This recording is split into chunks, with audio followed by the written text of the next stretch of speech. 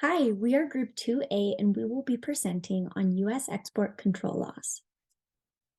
To begin our discussion, we will talk about what U.S. export control laws are. U.S. export control laws are regulations that govern the export of certain goods and technologies from the United States to other countries. These laws are designed to protect national security, foreign policy, and economic interests of the United States.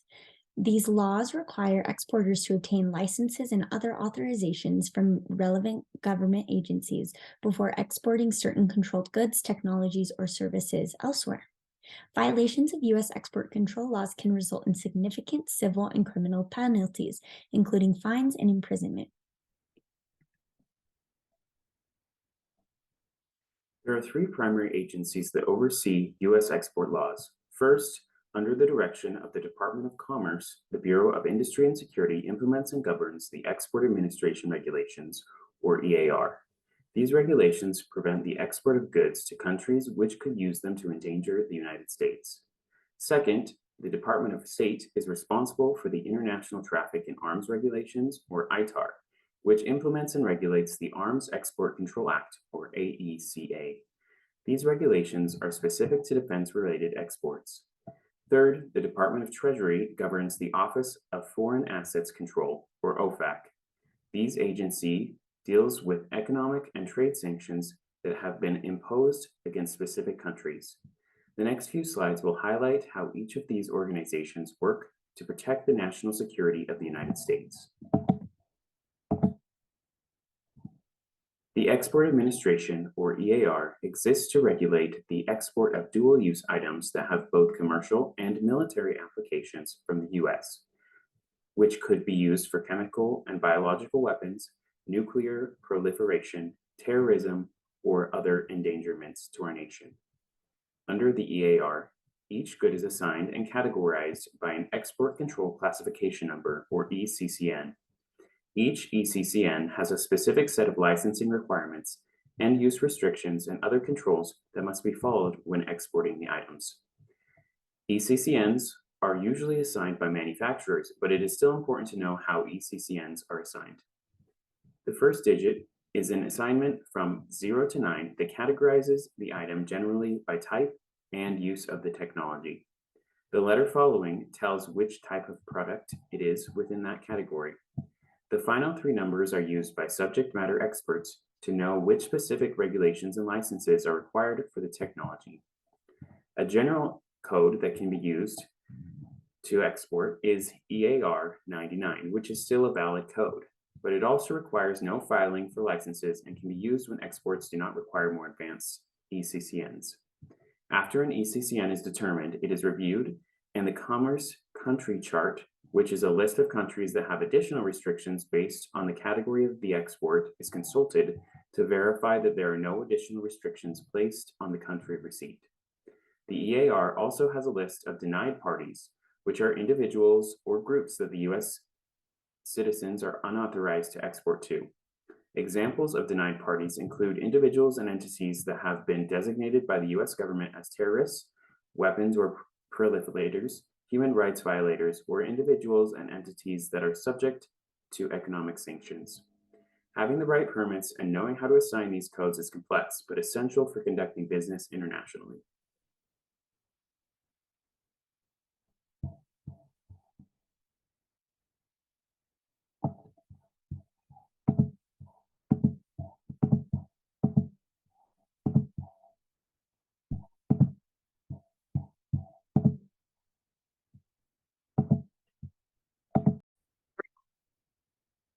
So there are two types of regulations that control the export of military-related items, including weapons. The first one is the International Traffic in Arms Regulation. It says that information and material pertaining to defense and military-related technologies may only be shared with U.S. individuals.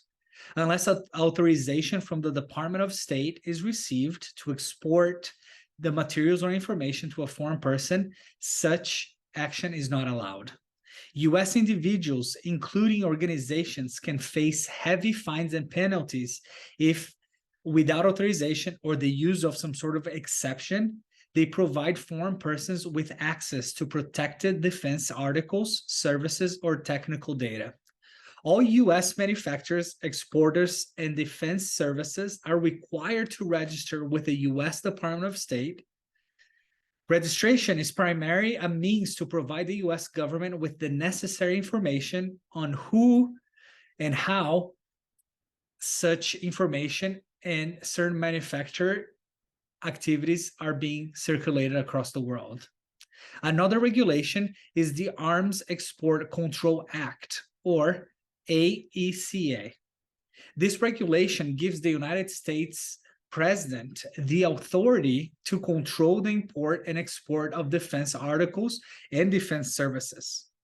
It requires governments that receive any weapons from the United States to use them for legitimate self-defense. The Arms Export Control Act of 1976, or again, AECA, is intended to help the United States foster peace by limiting the export of military weapons, equipment, and services. It is the policy of the United States to facilitate the defense of friendly countries and to prohibit the use of weapons for aggression, terrorism, and even any wrongdoings. The Arms Export Control Act requires sale or transfer of many types of weapons, military equipment, and technology to be approved by the U.S. Department.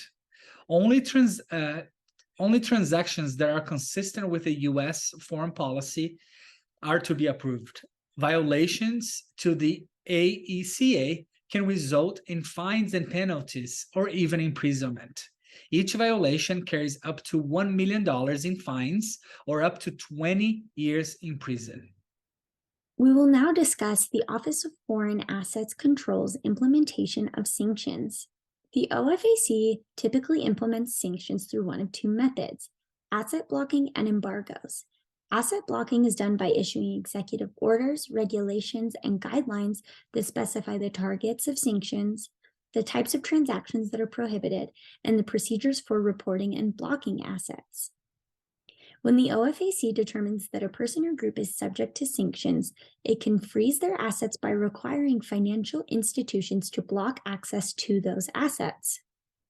Financial institutions must comply with the OFAC's regulations and immediately freeze any assets they hold that are owned or controlled by a designated person or entity. The OFAC provides a list of specially designated nationals, known as SDNs, and blocked persons, which is a comprehensive list of individuals, companies, and organizations that are subject to the OFAC sanctions. Financial institutions are required to check this list regularly and report any matches to the OFAC. Next, we will discuss embargoes. Embargoes are a type of economic sanction that is designed to isolate a target country or group by cutting off access to certain resources, such as trade, finance, or other technology. When the OFAC imposes an embargo, it restricts or prohibits all trade and financial transactions between the United States and the designated country or group, unless specific exceptions are provided for in the regulations. This can include restrictions on exporting goods or services, providing financing, or investing in the target country or entity. The OFAC requires that all U.S. persons, including individuals, companies, and financial institutions, comply with the embargo regulations and report any transactions that they engage in with the designated country or entity. As noted on the slide, it's important to remember that asset blocking is more of a specified type of sanction, whereas embargoes have a broader scope. So now you might be asking yourself, what is the purpose of having all these laws? Why do we have so many laws, and why does the US invest so much in laws to protect our export policies? Well, some of them are to protect our national security, to protect the US foreign policy interests, to prevent terrorism, to prevent the distribution of weapons of mass destruction from getting in the hands of wrong people, and also to preserve the US competitiveness among our competitors across the world. Some of the issues that arise surrounding US export control laws include: 1, Balancing national security and economic interests. One of the main challenges of U.S. export control law is striking a balance between national security interests and economic interests.